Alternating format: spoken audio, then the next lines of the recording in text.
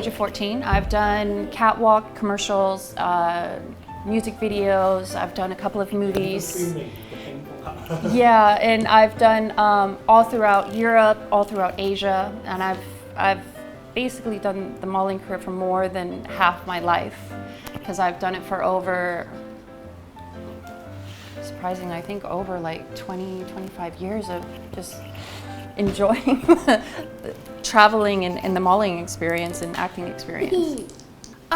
Yes, I do get along really well with the mother role. I've also, in the modeling industry, was known as being like the mother or big sister, because I've always looked after the other models and always like gave them guidance and helped them with their careers and building them up to where if they had questions or they were just not sure about something, they would always come to me about stuff. And I was always the girl that had everything in her bag. Like if you needed nipple tape, you needed an extra pair of shoes, you needed just candy, or you just feel like, oh, I just need a hug. I was always that girl that everybody went to for these type of things.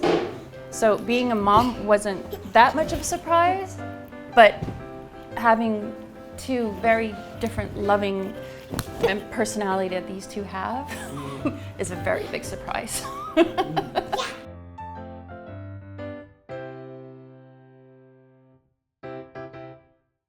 I expect that these two would have a happy and energetic, hello Ryan, an energetic, loving life. I want them to be able to grow up and have their dreams and be able to fulfill their passions and things that they want to do. Maya, I know that she really likes acting and she really likes modeling, but we are a bit hesitant in putting her into this right now because we feel as though that school is quite important for her at this age. And then if she wants to do something when she gets a little bit older, that we would probably will allow her to do that when she's older during her summer breaks and things like that. Because I know back in the day, a lot of parents, they had this where their kids would do some modeling or some acting and stuff during the summer.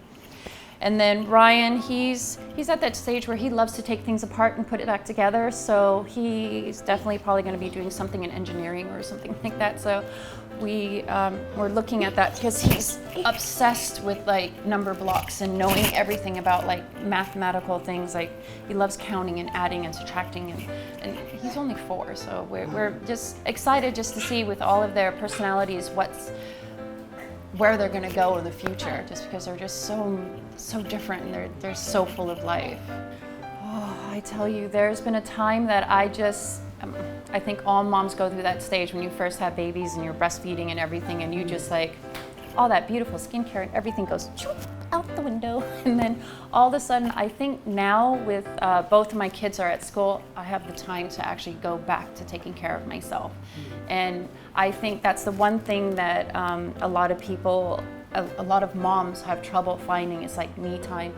And I too struggle with that. I too would be sitting there and at the salon or something, or getting my nails done, and I'll be like, oh, I could be doing something with the kids, or I'll be really upset. But then I've realized it's been 2 months since I've actually did something for myself. And I find that little time that you have to do things for yourself really changes things and helps you to be a better person for your family. So I do try to find that little time for that. But I'm not that type of mom that are always just like, yeah, you need to find me time, like all the time. Like, no. I know a couple of moms who find a little too much me time, and I think that's also not good. It's not healthy to have too much of that as well, because you need to find a balance between both with all your kids.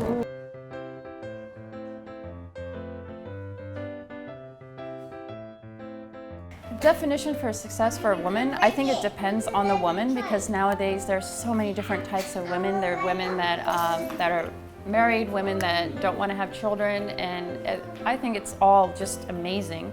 But it's also like how you look at yourself and how you project that out to the world is what I find is successful. Take a deep breath and take it day by day.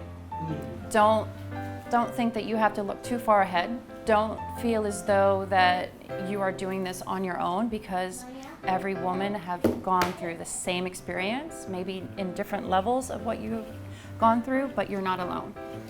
And I think that's the most important thing to realize. you guys are not alone. You have a friend that you can talk to. If you don't have a friend you can talk to, I'm sure you can find someone that is just willing to listen to some of the things that you're going through. And sometimes just having someone listen to it can just change the way that you look at things at that moment. Because you could be sad, you could be happy, you could just feel as though that you're overwhelmed. But at that moment, you just need someone just to listen. Feel like you can't see beyond that moment of things that are happening. And actually, you can't. There is a light after all the tunnels.